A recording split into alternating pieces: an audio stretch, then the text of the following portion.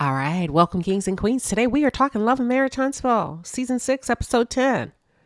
Before we jump in, I'm loving the fact that Melody Cherie is living her life.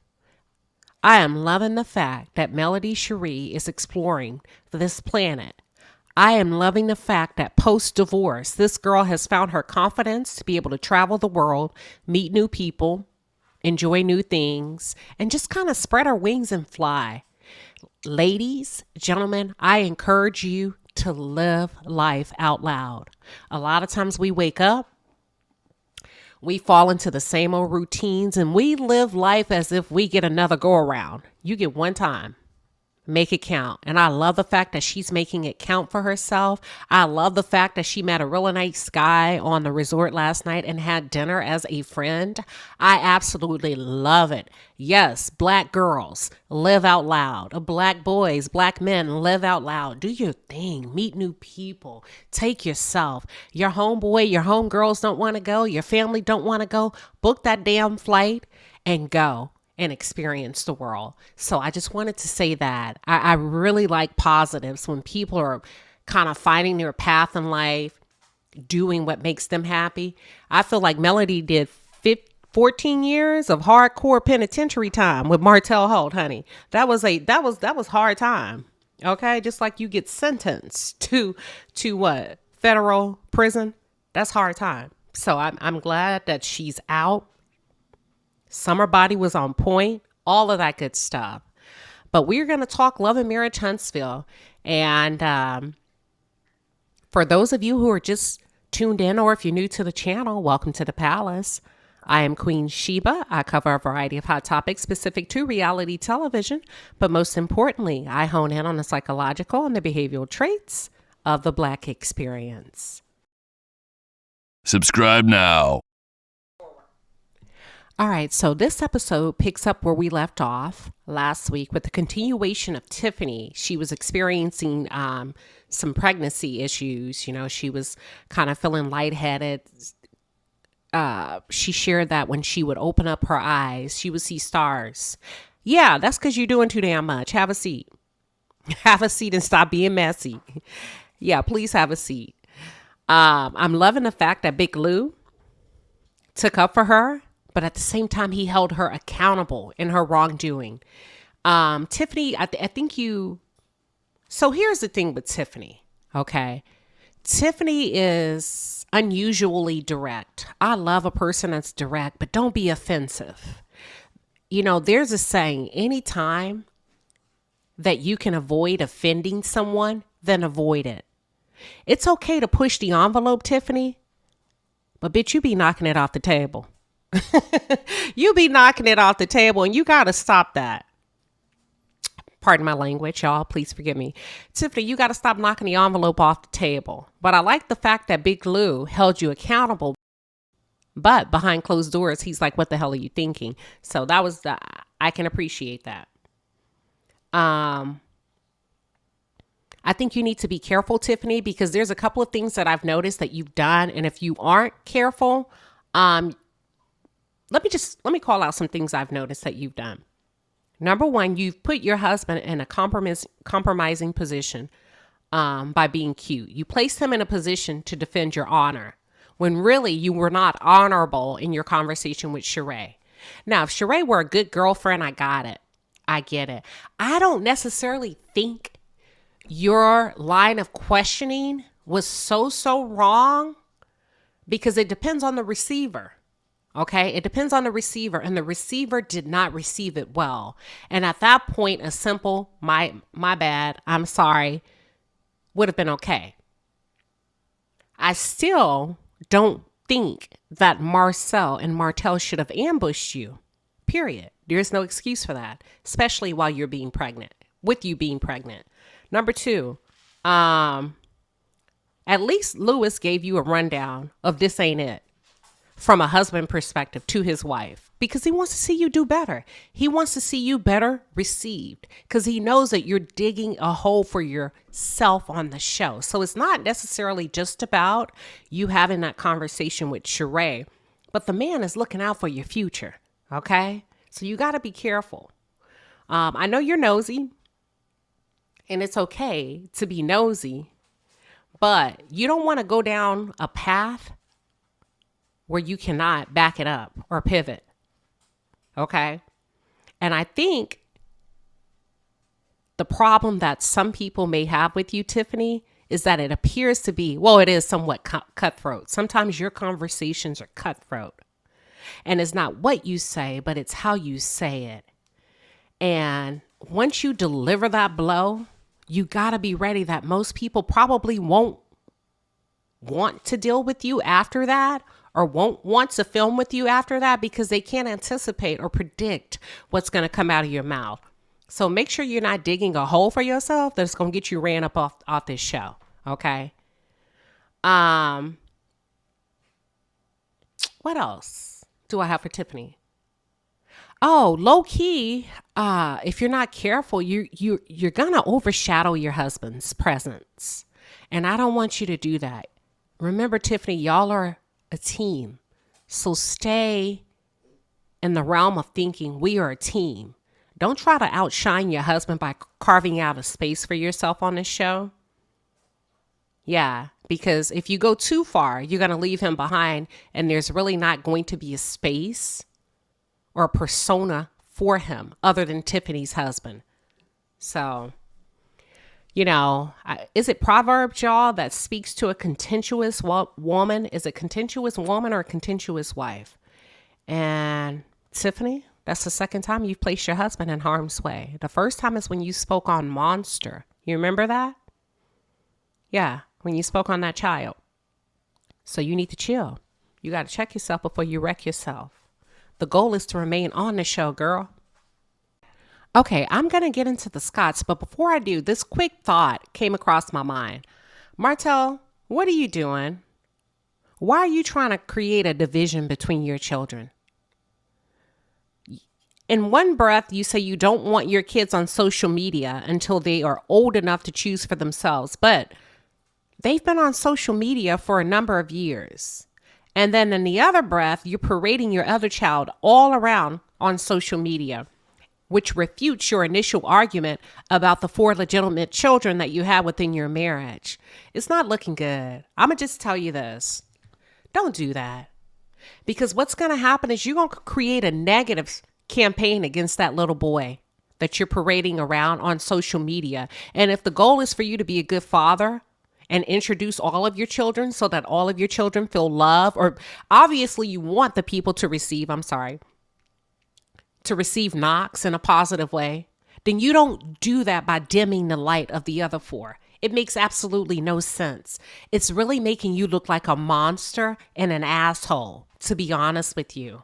It's making you look like a father who would put his kids up against each other. And if that's not your goal, you may want to think about going back and revisiting whatever you asked the judge for, because that's not a good look. That's not a good move.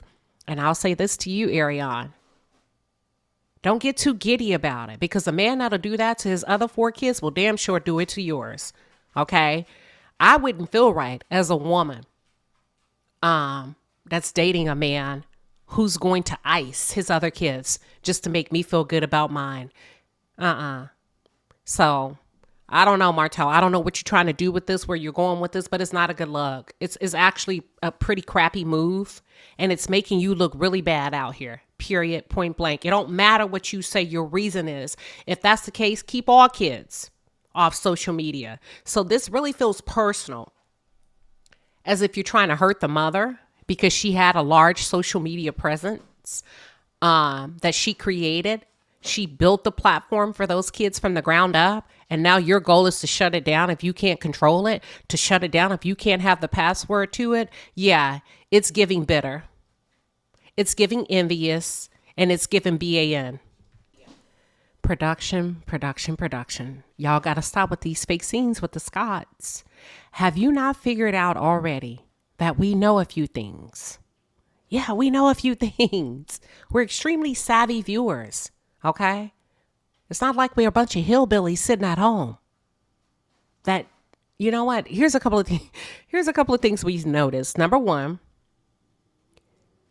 Letitia and Marcel ain't running no legitimate construction business, allegedly. That's the first thing.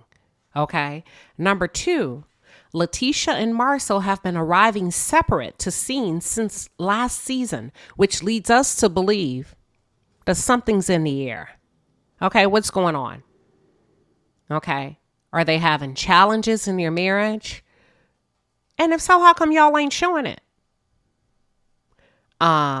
Something ain't right in the pudding. Yet y'all keep serving up these low budget, subpar scenes between Letitia and Marcel. And it's not looking good. If anything, you're shining a bigger light on it because it's giving subpar. It's giving subpar at this point. It's giving that they can't hold their own as a couple. And for someone who demands that we put respect on her marriage, well, we got to see the marriage first. Child, let us see it. We've yet to see you and Marcel behave or film solo as the married couple that y'all claim to be. It's almost like y'all are in a marriage, but it's like a placebo marriage. Because can we see it first to put some respect on it? Because we ain't seen nothing. We ain't seen nothing that will make the front page news. So I'm sitting here tapping my fingers and I'm looking at the production team like, what the hell are you doing? And it's just not giving.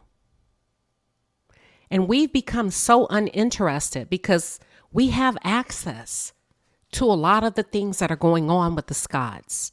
We have access to the court documents. We have access to the strong accusations of adultery. And Carlos, I know you put your good foot down and you said that you're not talking about this again when it comes to Marcel and Letitia. Why not? If the rumors keep resurfacing with a different woman every time, why not? How come you're not talking about it? You say you like a good old Kiki. You say you know, it has to give. How come they don't have to give, Carlos? Something needs to change with Letitia and Marcel. It's just not. I'm literally fast forwarding through their scenes because I don't have time for people to be playing in my face.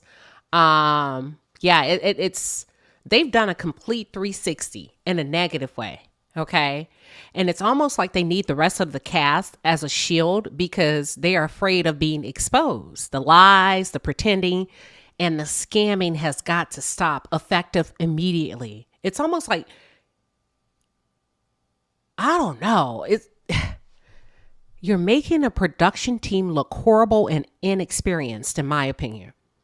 Because sometimes I'm sitting there and I'm watching, I'm like, who's in charge of production? How did this even make sense? Okay. I don't know.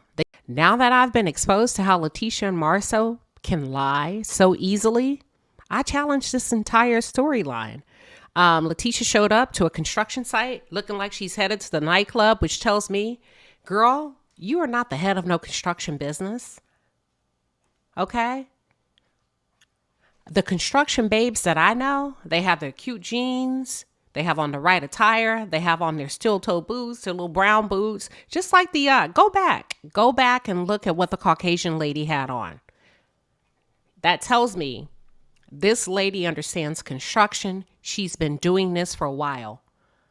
Now, I don't know her role with Scout, but I can tell you she's experienced in going to construction sites just by what she's wearing, understanding the environment. It looked like a very fake scene. And ma'am, Miss White Lady, ma'am, and I would call you by your name, but I don't know your name. And because everybody else was black there, I'm sorry to have to identify you by the color of your skin. But ma'am, if I were you, I would have told them, hell no, I'm not wearing your hat. I'm not standing here with no shovel to give you promo. And Maurice, what are you doing? What are you doing? Maurice, I am tired of you.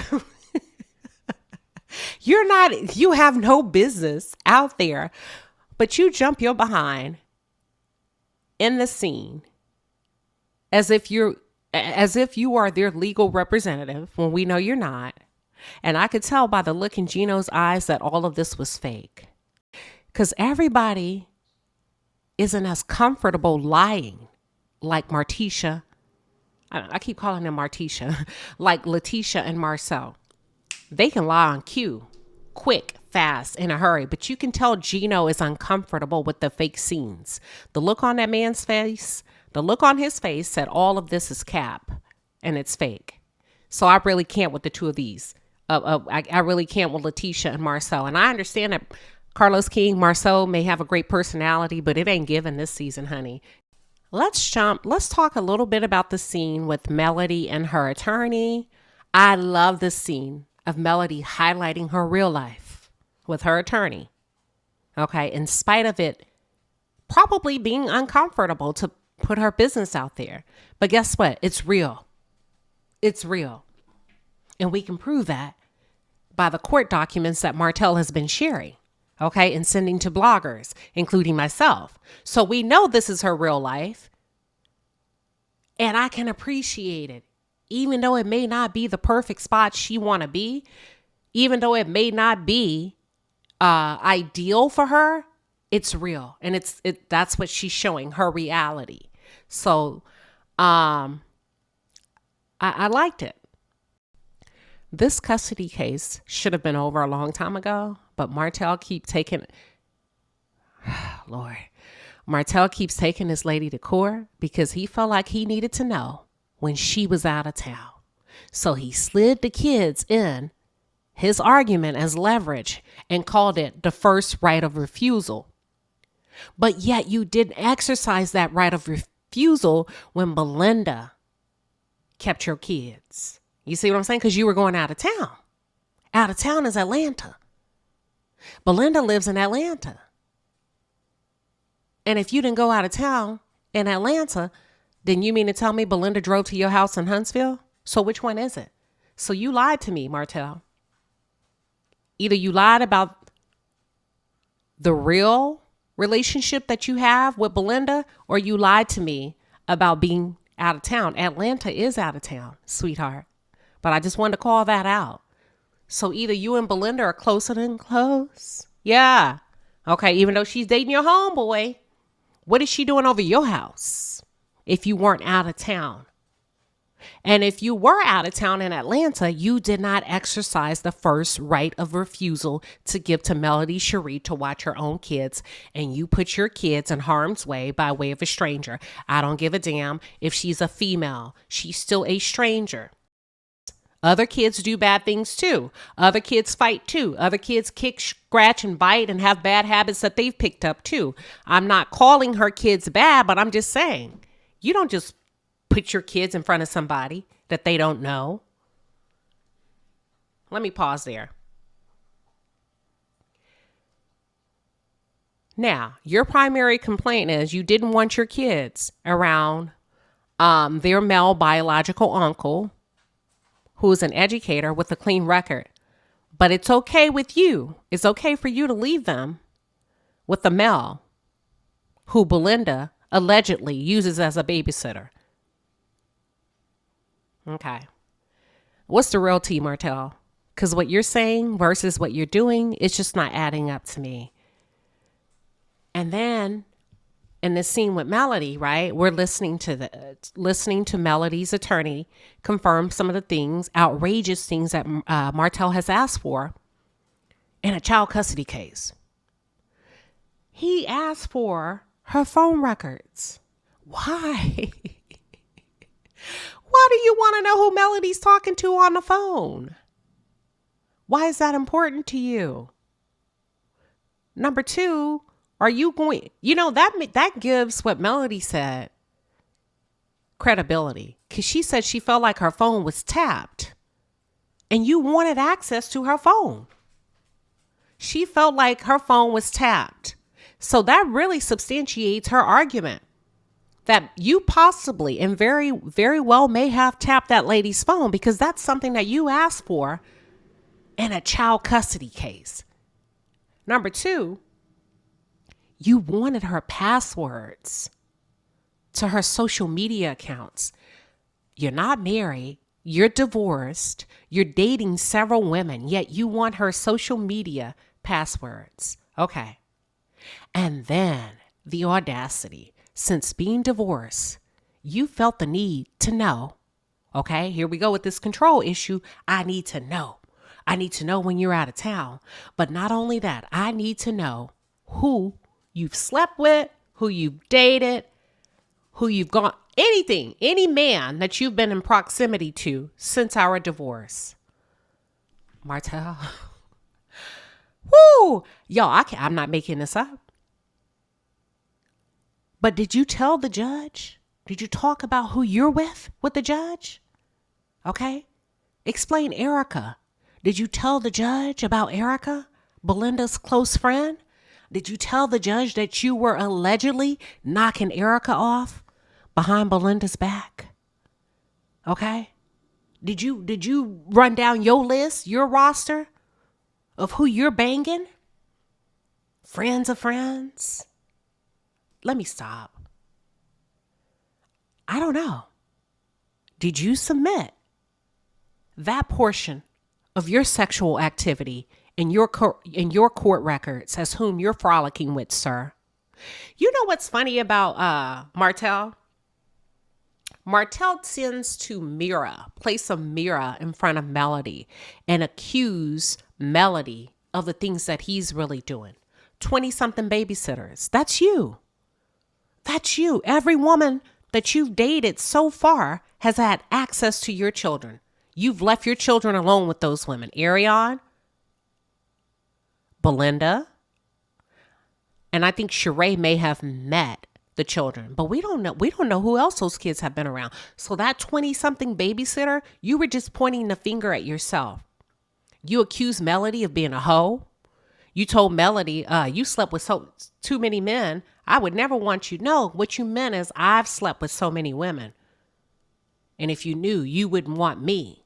So you're really actually talking about yourself, but you're trying to place the blame on Melody. Y'all need to peep that. Start paying attention to what he's accusing Melody of. Because what we're starting to find out is that really belongs to you. All of that toxic behavior that you've lied on your ex-wife about, that belongs to you, Martell. That's crazy. Okay, let's talk about the Black Expo. The Expo, as Tisha calls it. The Black Expo meeting was a flop on the behalf of the Scotts. I love the way Kimmy showed up. I love the way Melody showed up. But if this proved anything, it proved to me that the Scotts are failures in business. They lack business acumen. They lack accountability. They lack follow-up. You know, this is horrible. You cannot tell me these people run legitimate businesses. Because when you truly are a boss, you behave like one, whether you're on the clock or off. When you've become accustomed to working in an operational flow that's productive, that yields results, that's just how you show up. People ain't looking at you like what Kimmy said. Kimmy said they have not heard. Let me call out a couple of things that I heard that made me say these people are full of it. Kimmy said they have not heard from y'all since the last meeting. Who does that? Who does that, y'all? People that don't know what the hell they're doing. People that don't run businesses. Think about people you know. The ones that know business, that do business well, and the ones that don't. When somebody does not follow up, no summarizing what the meeting entailed, no call to action and a follow-up email, no next best step. Here's what you can expect from me on this date. None of that. Kimmy said y'all ain't said shit since that last meeting, which tells me this is a storyline and a fake one at that. Because you're too lazy to follow up to even make the shit look real. And that's why I said production. When your cast members become too damn lazy to even support a fake ass storyline, you got to go back to the drawing board. They should be put on notice. Okay, that's all I'm going to say about this. Number 2, y'all were insulting folks by asking them to work for free. While the intent is that you keep all of the profit by way of the sponsorship, okay? And should any of the other individuals at the table have something that they would like to do, then you would sponsor them in the near future. What the hell? Melody is a professional and should be paid as such. And that's why you can't let everybody around you in proximity. That's why everybody cannot have access to you. The mere fact that they've had access to her in the past, the mere fact that they've been friends with her and Martell in the past when they were married, these people feel like they ain't got to pay her. That's why people can't have access to you, because they feel like they don't have to honor your skill set. They feel like they don't have to honor your discipline and your dedication to the work that you do and the quality of work that this lady delivers. Okay? You see what I'm saying? So let this be a lesson learned. You can't help everybody, friends, family, whomever, especially when they have the gall to ask you to work for free. Number 3, you took her idea, Marcel, Letitia, regarding sponsorships, and you didn't compensate her for it. You didn't recognize the fact that the idea originated with Melody Cherie, and then you try to pass it off as your own. Let me move on. Number 4, you made a rookie mistake of talking about how you felt in a business meeting. Don't nobody give a damn how you feel when we talking business. We're talking dollars. We're talking numbers. We're talking agenda. We're talking whatever we need to talk. But don't nobody give a damn how you feel. You should have left that outside the door. And this is what I'm talking about. He did not keep the agenda at hand. As a matter of fact, I don't recall them having an agenda. He said that he felt like anybody in that room, Melody Cherie, who was asking for a fee is greedy. Sir, Marcel, that's not something you share in a meeting, which lets me know you're inexperienced and undeveloped. I don't know what kind of business you're doing, but I ain't never seen something like that before. You keep your feelings to yourself when it comes to business. Number 5, another thing I noticed, this is not an original concept. And I got that from Kimmy. That was the aha moment for me, because Kimmy said, this actually came from the comeback group. The comeback group came up with this. And you and Letitia took it, put it on a PowerPoint and called it your own. I'm done. And I'm going to say production. What are you doing? This is so freaking embarrassing. And I know, Carlos, you like to say you've been doing reality television for 15 years. Well, it feels like 15 minutes.